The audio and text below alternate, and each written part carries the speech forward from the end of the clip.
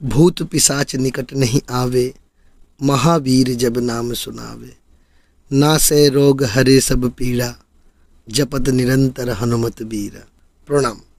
কলিযুগে সপ্ত চিরঞ্জীবীদের মধ্যে একজন ভগবান শ্রী হনুমান, যার নাম স্মরণ মাত্রই সমস্ত বাধা বিপত্তি বিঘ্ন দূর হয়ে যায়, সমস্ত উপদ্রব সমস্ত রকমের অশুভ শক্তি দূরে পালিয়ে যায়।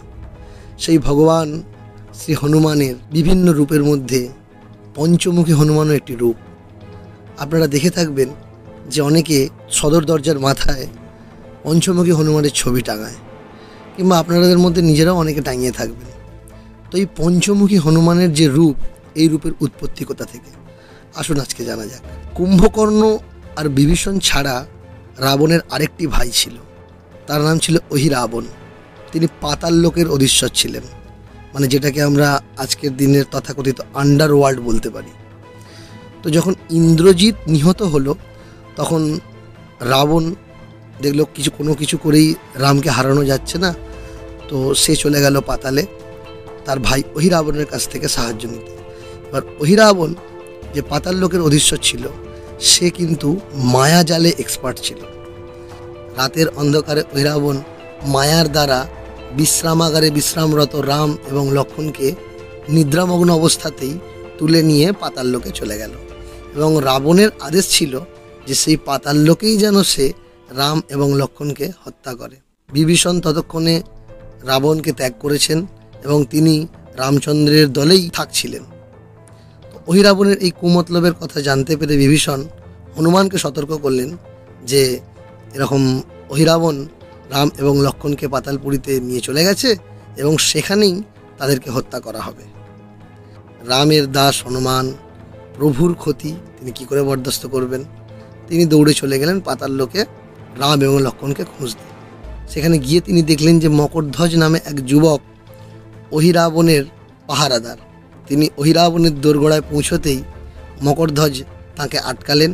মকরধ্বজ পরিচয় দিলেন যে তিনি হনুমানের পুত্র। কর্মক্ষেত্রে নিজের পুত্রের বীরত্ব দেখে হনুমান প্রসন্ন হলেন। তিনি তার পুত্রকে পরাজিত করে পাতালপুরীতে প্রবেশ করলেন এবং অহিরাবণের সাথে দেখা করলেন। তারপর শুরু হলো অহিরাবণের সাথে তার যুদ্ধ। তো অনেক কিছু করেই অহিরাবণকে মারা যাচ্ছিল না, কারণ তার যে কক্ষ, অহিরাবণের যে কক্ষ, সেখানে 5টি মোমবাতি 5টি দিকে জ্বলছিল। তো সেই 5টি মোমবাতিকে একই সাথে যদি কেউ নিভিয়ে দিতে পারে, তবেই সে অহিরাবণকে বধ করতে পারবে। সঙ্গে সঙ্গে হনুমান পঞ্চমুখ রূপ ধারণ করলেন এবং 5টি মোমবাতিকে এক ফুঁয়ে একসাথে নিভিয়ে দিলেন। অহিরাবণকে বধ করলেন, রাম এবং লক্ষ্মণকে সেই পাতালপুরী থেকে উদ্ধার করে আনলেন। এই হচ্ছে শ্রী হনুমানজির পঞ্চমুখের উৎপত্তির কারণ। এখন আমরা ভগবান শ্রী হনুমানের এই পঞ্চমুখের দিক নির্দেশ এবং সেই দিকে থাকার তাৎপর্যগুলো জানার চেষ্টা করব। সবার প্রথমে পূর্বমুখে শ্রী হনুমানজির মুখ। পাপের দ্বারা সৃষ্ট সমস্ত দাগ অপসারণ এবং মানসিক পবিত্রতা প্রদান এই মুখের দুটি দিক। দক্ষিণ দিকে নরসিংহ রূপ। এই মুখের গুরুত্ব হলো যে এটি শত্রুদের দ্বারা সৃষ্ট যে ভয়, সেই ভয়কে পরাজিত করে। ভগবান বিষ্ণু তার ভক্ত প্রহ্লাদকে তার খলনায়ক পিতা হিরণ্যকশিপুর কবল থেকে রক্ষা করার জন্য নরসিংহ অবতার ধারণ করেছিলেন। তারপরে আসছে পশ্চিম দিকে গরুর মুখ।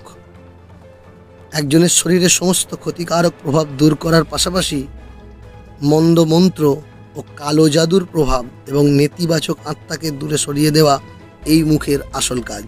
এই গরুর পাখি ভগবান বিষ্ণুর বাহন এবং বলা হয় যে ইনি মৃত্যু এবং পরকাল উভয়ের রহস্য উদ্ঘাটন করতে সক্ষম।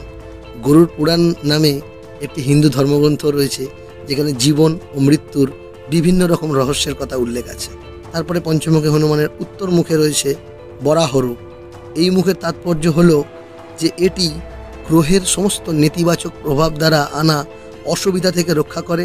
উপরের দিকে রয়েছে হয়গ্রীবের মুখ। এই মুখের তাৎপর্য হচ্ছে যে এটি জ্ঞান, বিজয়, উত্তম বিবাহ ও বংশধর দান করে। ভগবান হনুমানের পঞ্চমুখের যে 5টি মুখ রয়েছে, সেই 5টি মুখের তাৎপর্য বিশ্লেষণ করে বোঝা গেল যে এই 5টি মুখই বিশেষ বিশেষ কিছু অশুভ শক্তিকে পরাজিত করতে সক্ষম। এছাড়াও যদি দার্শনিকভাবে আমরা ভাবি, তাহলে পৃথিবীতে যে পঞ্চতত্ত্ব রয়েছে, পৃথিবী, জল, আগুন, বায়ু এবং মহাকাশ, ভগবান হনুমানজির পঞ্চমুখ এই পঞ্চতত্ত্বকেও প্রতিনিধিত্ব করছেন। ভগবান হনুমানজির পঞ্চমুখী রূপের উপাসনা তন্ত্রমতে হয়ে থাকে। এর মাধ্যমে সব রকমের অশুভ শক্তি থেকে, দুর্ভাগ্য থেকে মুক্তি পাওয়া যেতে পারে। তাই বাড়ির মধ্যে বিশেষ করে সদর দরজার মাথায় বা উঠানে ভগবান হনুমানজির এই রূপের প্রতিকৃতি রাখা হয়, যাতে কোনো রকম অশুভ শক্তি বা অশুভ আত্মা তথা দুর্ভাগ্য, কালাজাদু এগুলো কোনোটাই গৃহের ভেতরে প্রবেশ করতে না পারে। এছাড়া ভগবানের হনুমানের যে রূপ ধ্যানরত অথবা শ্রীরামচন্দ্রকে প্রণামরত যে রূপের আমরা প্রতিকৃতি দেখতে পাই, সেই রূপের উপাসনার মাধ্যমে মানুষ সাত্ত্বিক হতে পারে। আমরা সেই রূপের উপাসনা করে ভগবান শ্রী রামচন্দ্রকেও পেতে পারি। তো ভগবান হনুমানের সেই সাত্ত্বিক রূপের উপাসনা করে আমরা কিভাবে স্পিরিচুয়ালিটির পথে এগিয়ে যেতে পারি, সেই ঘটনা আমরা জানব অন্য কোনো একদিন, অন্য কোনো একটি ভিডিওতে। জানা অজানা শাস্ত্রীয় এরকমই আরও অনেক গল্প শোনার জন্য চ্যানেলটি সাবস্ক্রাইব করে রাখুন। সকলে খুব ভালো থাকবেন। প্রণাম।